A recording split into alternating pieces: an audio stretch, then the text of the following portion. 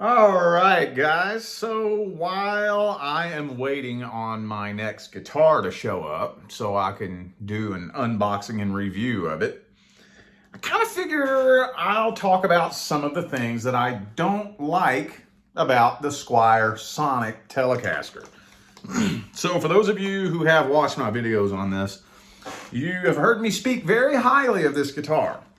And I'm actually honestly having a very difficult time finding things that I don't like. And I think a lot of that has to do with the fact that through the majority of my history as a guitar player, I've played with lots and lots and lots of super cheap budget guitars.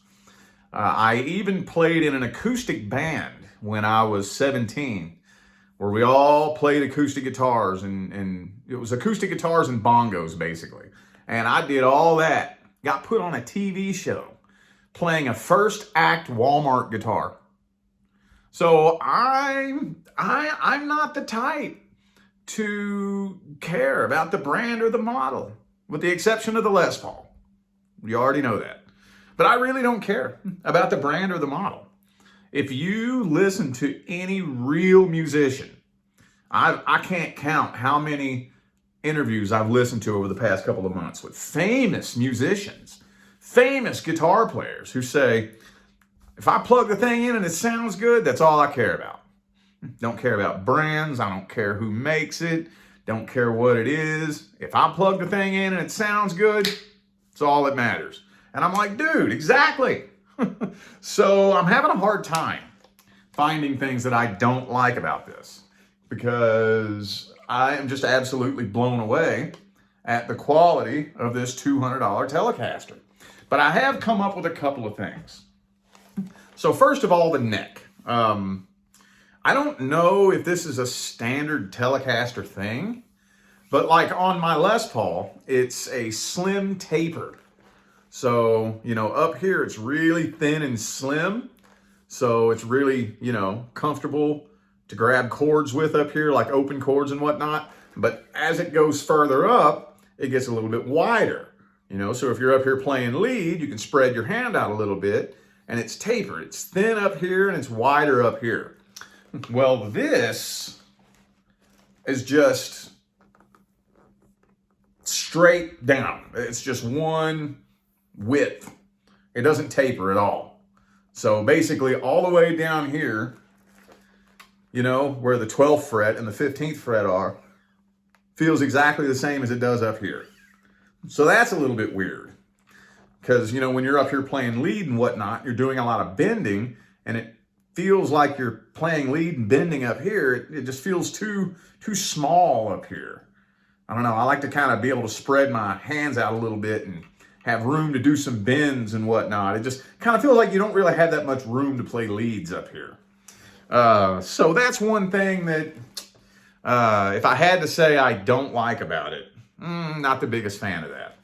Another thing I've been noticing too, especially since I got this strap, which by the way, I've decided to leave this 100% stock.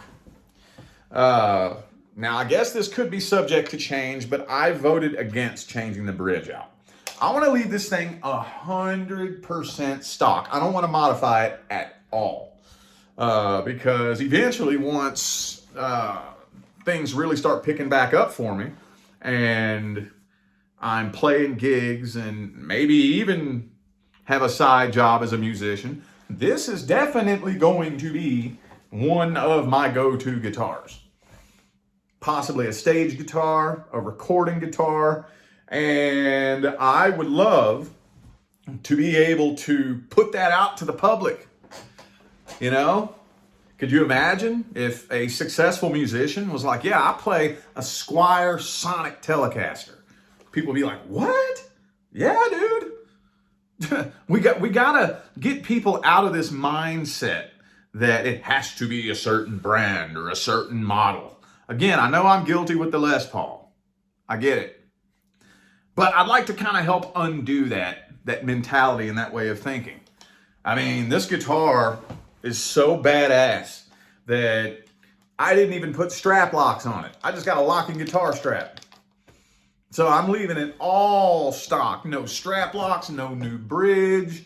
Right now, the tuners are just fine. I don't have an issue with these tuners at all. Stays in tune.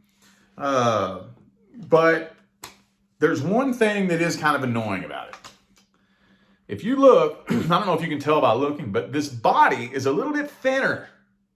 It's a little bit slimmer and thinner than a regular standard Fender Telecaster. So this body is super lightweight. Don't hold me to this, but I think they said it's a poplar body.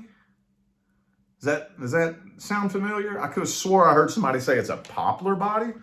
So probably some very, very, very lightweight, inexpensive wood. So there's a lot of neck dive. When you're standing up with it, the neck wants to dive down, kind of like a Gibson SG.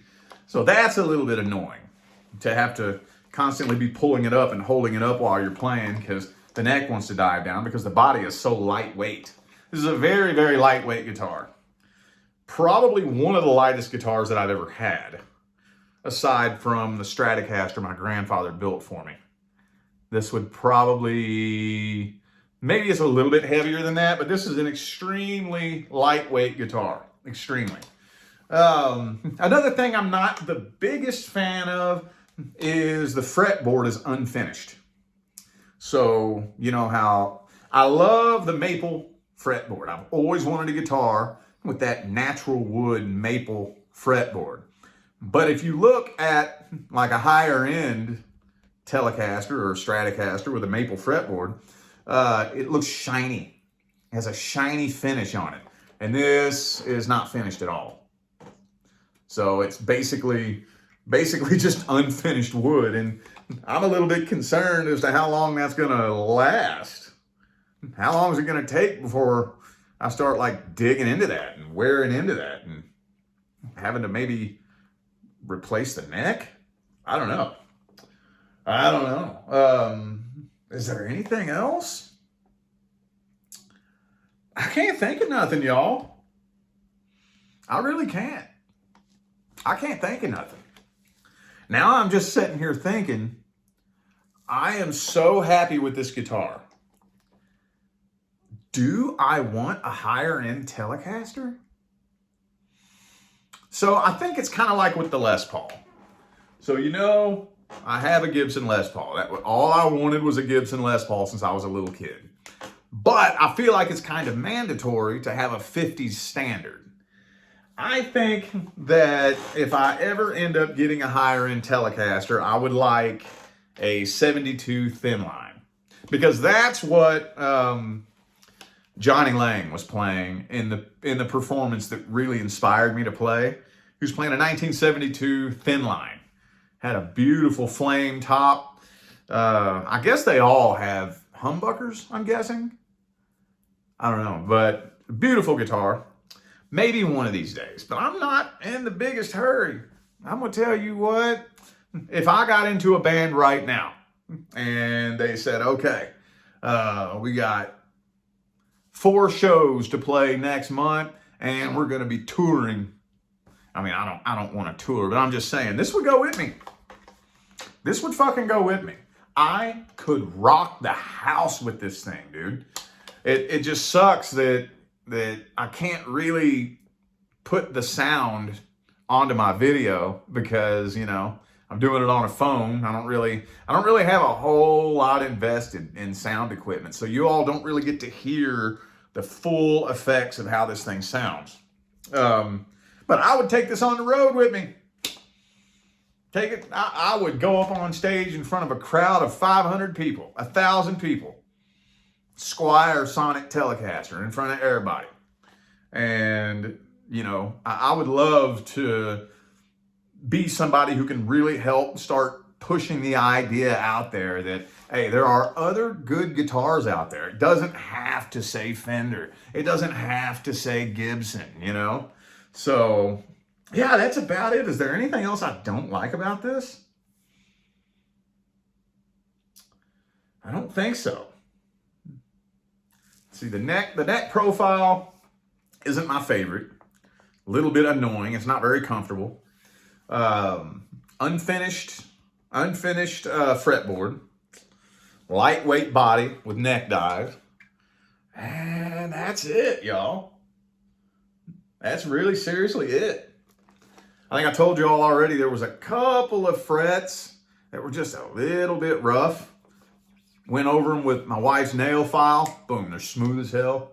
This nut here was it was hanging over the edge a little bit. It stuck out a little bit. Filed that down. It's good. Man, I'm straight to the gate with this thing, man. For real. All right, well, hopefully somebody found that helpful. If you're interested in a Squier Sonic Telecaster, they're $200 on Amazon. They have other colors. They have a red one, a blue one, the one that I have, which is the butterscotch blonde, and a black one.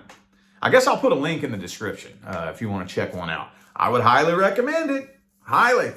If you want a good sounding guitar, the only thing is it might need a little bit of setup work. So you might need to take it into a guitar shop and have them do just a few little adjustments, which, what would they charge you for that? 30, 40 bucks?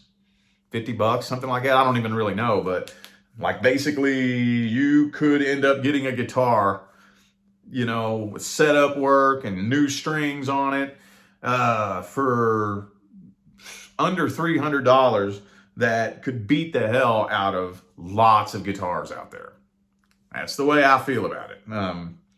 So I'll throw a link in the description if you're interested in checking one out, or if you have a kid that's wanting to get into it. Highly recommend that as a beginner guitar. So we all see things differently. We all feel differently. I guess just grab one and check it out. Hey, if you end up hating it, you just send it back to Amazon. But man, I'm very impressed with it. So, all right, y'all, I'm going to get out of here. I'll see y'all when my next guitar shows up. It's supposed to be here on Saturday. And that's a really exciting, special guitar to me, okay? So there's a fun story behind that. I'll see y'all then, okay? Stay blessed.